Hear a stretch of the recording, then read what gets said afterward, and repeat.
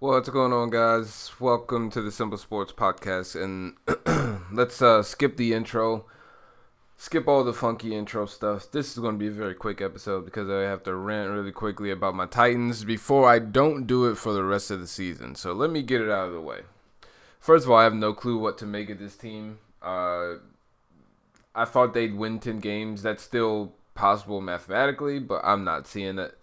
They obviously sorely missed Delaney Walker, no question about that. That's an obvious. But I'm more concerned with the offensive line, the injuries there, and what's worse, what happened to the dominant line of last year.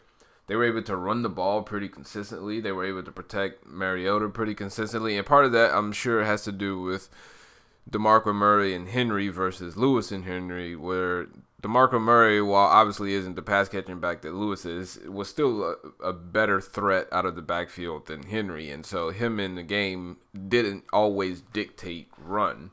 Whereas with Lewis, it's pretty clear that if he's in the game, they're looking to throw the ball, whether it be to him or someone else. But that's pretty much the way it goes. He's not a great runner in between the tackles. And here's the thing. They were able to protect Mariota last year, like I said. Everybody's wondering why he's prone to taking off so much more this year. I don't. Half the time, he can't complete his drop before he's being hit or being moved off target. And Mariota, be it his own doing or the line's inability to protect him, is taking hits, and he has his whole career this far. I have many problems with the team as a whole. The defense doesn't create any turnovers.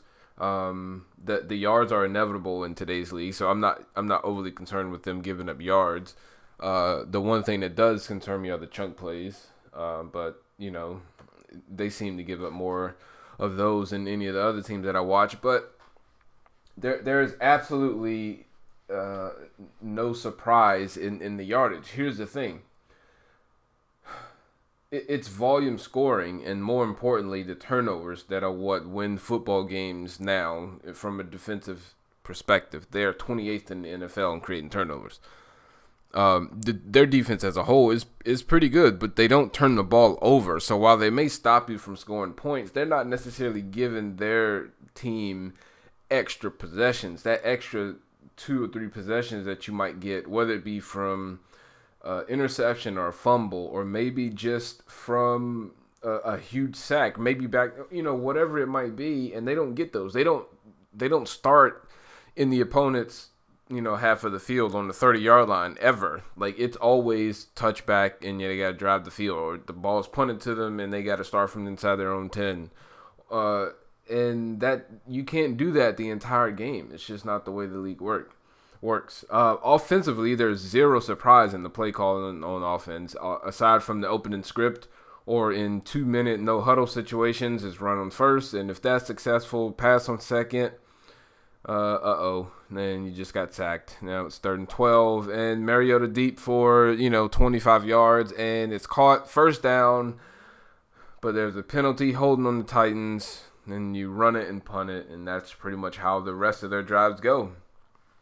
Their scripts, if their script doesn't work, think about who was it? I think it was the Texans that they won. They jumped out to a 17-0 lead early on, and then they ended up winning the game 20-17, I believe it was, with Blaine Gabbert. Similar to the Eagles, they opened up the game okay, and then in between the opening and the closing, they were pretty awful. And then they got into a no-huddle situation, and they marched up and down the field. Same thing with the Patriots. What happens? They jump out to a very early lead, and then they just hold the ball all game, and they score right before half. They score right, or I think they score right out of halftime, and that was that. So aside from their script, and aside from them being in the up-tempo offense, it's pretty bland outside of that. I'm not sure how much control Mariota has over what is going on at the line of scrimmage, but it doesn't seem like much. And now, I'm no expert, but Mariota, I'm pretty sure, was one of the best college football quarterbacks in his times at Oregon. At the time that he was there, he was one of the better quarterbacks in the league. That's not a hot take. That's the reality. Are we not in the absolute golden age of NFL and college offenses meshing together and seeing schemes transfer from one to the other? So you mean to tell me that there's not a way to work that into this offense? He is one of the best ones at the time. I would imagine could still be that, considering that was only 3 years ago. Uh, I, I know he's running zone reads and whatnot, but at the most fundamental level is what they're doing. Um, if you look at other teams and how creative and exotic, whether it be their formations, even though again everything that they're running underneath is very vanilla. They're diving running backs. They're running flat corner routes. A flood concept or whatever. But the way they dress it up is the part that you have to think about, and that's what we're not seeing from the Titans. And who are they giving the ball to? 4th and 1 while the game is still on the line against the Texans. It was 4th and 1, and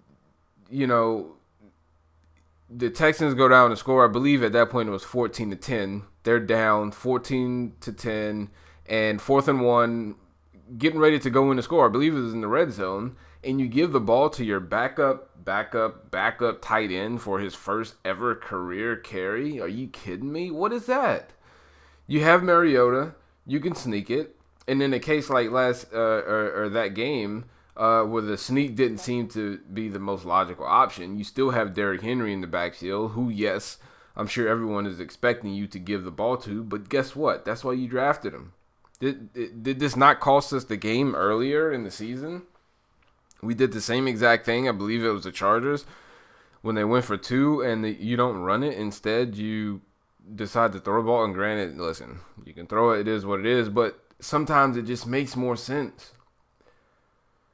And sure, we've seen him get stuff before. But guess what? If you gave me a 4th and 1 with Derrick Henry in the backfield, unless the sneak is wide open, or I have, Mike Allstott in the backfield, which they don't, or even Fowler, who they sign and then release, so no, they don't, or someone like even Devlin from New England, which they don't, I'm giving the ball to Derrick Henry, and I will take my chances that he will get me a single yard.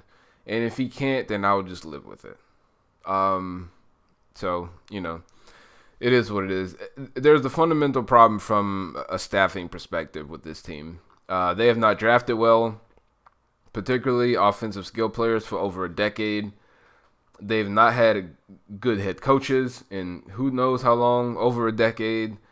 I mean, obviously, the jury is still out on Mike Vrabel so far. I've had my ups and downs with him. Currently it's sitting at about a 50-50, ready to leap off the bandwagon and make him a one and done. I didn't like the hire from the beginning, but whatever.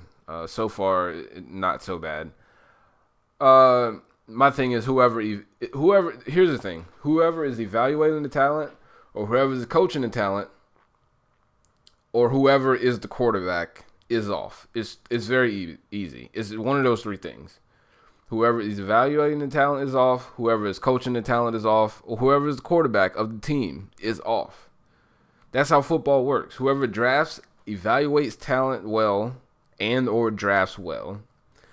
Whoever coaches well from top to bottom, and whoever quarterbacks their team well, will win. And whoever has the best, most consistent balance of all of those things will win the most. Look at the Patriots. What do they have the most of?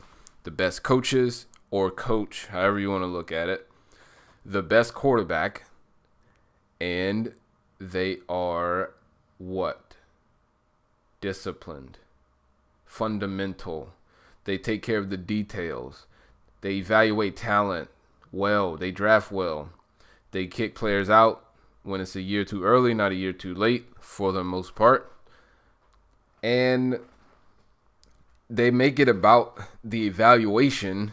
It's not a feel good thing. You can't go by what feels good. It's an evaluation. Sure, sometimes your feel good works out well, but that's not the way you should do business. You should actually evaluate what it is that you're trying to accomplish.